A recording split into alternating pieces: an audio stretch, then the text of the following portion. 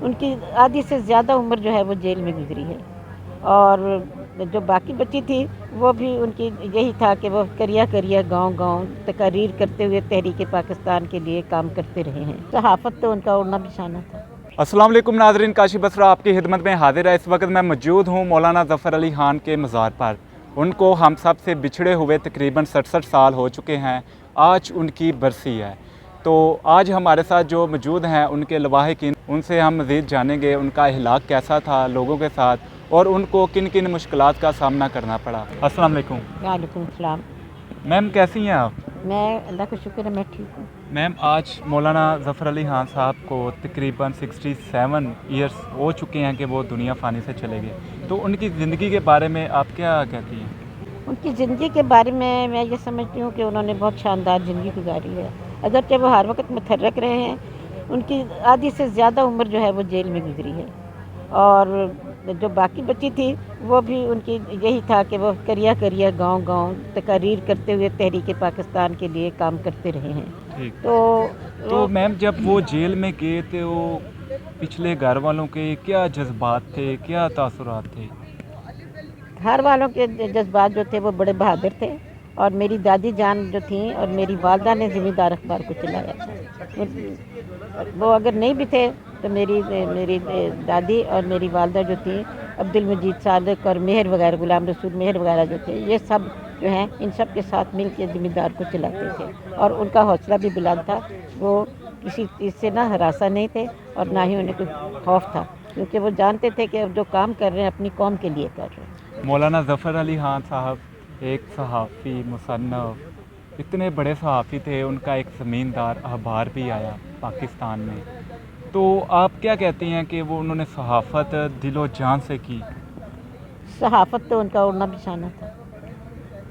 دراصل بات یہ ہے کہ یہ ذمہ دار جو تھا، جو ان کے جو والد تھے، انہوں نے ذمہ داروں کے دیہات سدھار کے لیے ذمہ دار اخبار جاری کیا، ایک رسالہ جاری کیا تھا۔ بعد میں وہ اس کو لاہور لے گئے تھے اور اس کو اخبار بنا دیا تھا۔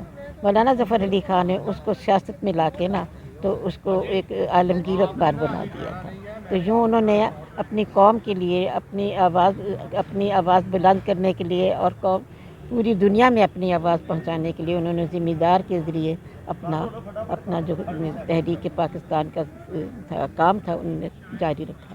مولانا ظفر علی خان صاحب کو آپ نے کس عمر میں دیکھا؟ جس عمر میں دیکھا، میں نے چھوٹی تھی تو ظاہر ہے کہ مجھے اتنا ہوش نہیں، لیکن میں نے جب میں نے ہوش سنبھالا ہے 7-8 سال 9-10 سال کی عمر تک، 11 سال کی عمر تک میں نے ان کو دیکھا ہے۔ پھر بعد میں میری شادی ہو گئی، تب بھی میں نے ان کو دیکھا ہے، اپنی شادی کے بعد بھی میں نے دیکھا ہے۔ میری چھوٹی بچی تھی افشا، میری چھوٹی تھی جب میرے دادا جان کا انتقال ہوا، تو میں نے ان کا وہ سارا زمانہ دیکھا ہے، ان کی جوانی بھی دیکھی ہے اور ان کا بڑھاپا بھی دیکھا ہے۔ ٹھیک ہے، تو کیسا ہلاک تھا لوگوں کے ساتھ، گھر والوں کے ساتھ؟ میں نے اپنی ایک کتاب لکھی ہے، میں نے ایم فل کا مقالہ تھا جو میں نے مولانا ظفر علی خان کی غیر مطبوعہ تحریروں پر لکھی ہے، اور وہ انشاءاللہ تعالیٰ 1 مہینے میں شائع ہو جائے گی۔ ابھی شائع ہوگی؟ ہاں جی، ماشاءاللہ، کیا بات ہے۔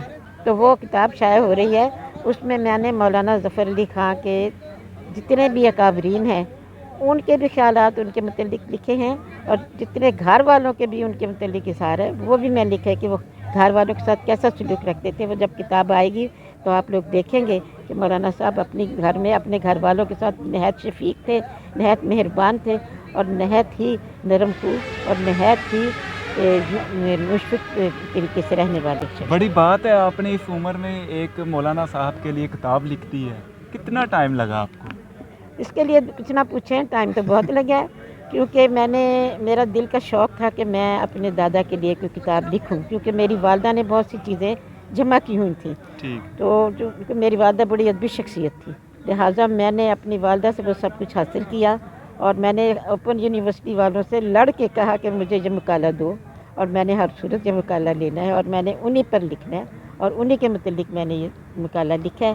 اب میں کچھ بیمار تھی جو میں مقالہ شائع نہیں کرا سکی، اب میں اس کو کتابی شکل میں لا رہی ہوں، انشاءاللہ دسمبر کے اینڈ تک وہ کتاب شائع ہو جائے گی۔ आखिर पर क्या पैगाम देना चाहती हैं हमारी मुस्लिम उम्मत मैं को, अपनी पाकिस्तान को? पूरी नस्ल को, अपने पूरे मुसलमानों को यही पैगाम देती हूँ कि खुदा के लिए कि मोहम्मद से वफा तूने तो हम तेरे हैं, ये जहाँ चीज़ है कि लौह जहाँ तेरे हैं, लौह मकां तेरे हैं। बात सिर्फ इतनी है कि हम सबको हुजूर सल्लल्लाहु अलैहि वसल्लम की शरीयत पर अगर हम अमल करें और अल्लाह का खौफ दिल में रखें तो फिर हम ना IMF से डरें, ना अमेरिका से डरें और ना बरतानिया से डरें। और इनकी जो है ना जो हम हर वक्त वादिया पे हमारी करते हैं ना, उनके पीछे पीछे फिरते हैं, ये छोड़ दें।